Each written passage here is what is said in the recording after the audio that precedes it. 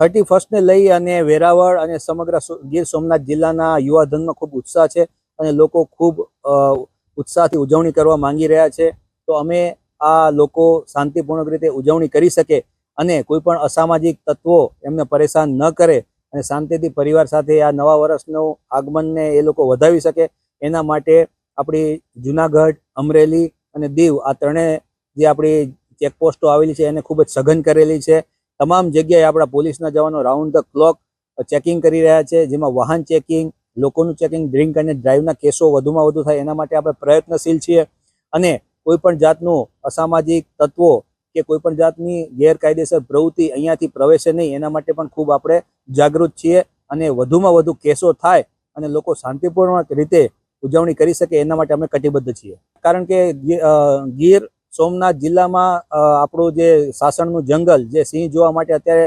પ્રવાસીઓનો ખૂબ ઘસારો છે. આ ઉપરાંત જે વિશ્વ પ્રસિદ્ધ સોમનાથ જ્યોતિર્લિંગ છે તેના પર દર્શન કરવા માટે ખૂબ લોકો આવી રહ્યા છે. આ પરિસ્થિતિમાં જિલ્લામાં બહારના પ્રવાસીઓની સંખ્યા ખૂબ મોટા પાયે વધી ગઈ છે. તો આ પ્રવાસીઓમાં કોઈ અસામાજિક તત્વો આવી અને મહેફિલનો કેસ કરે કે દારૂ પી અને કોઈ છાકતા બની અને કોઈ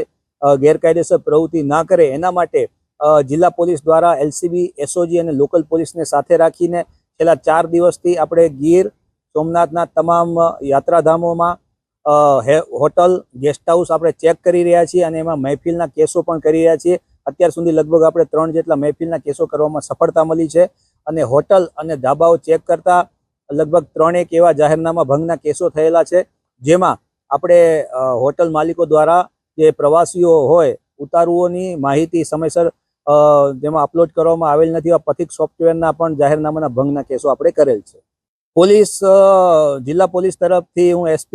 ગીર સોમનાથ એક કડક સંદેશ આપવા માંગુ છું કે કોઈ પણ પ્રકારની તમારી અસામાજિક પ્રવૃત્તિઓ ચલાવી લેવામાં નહીં આવે.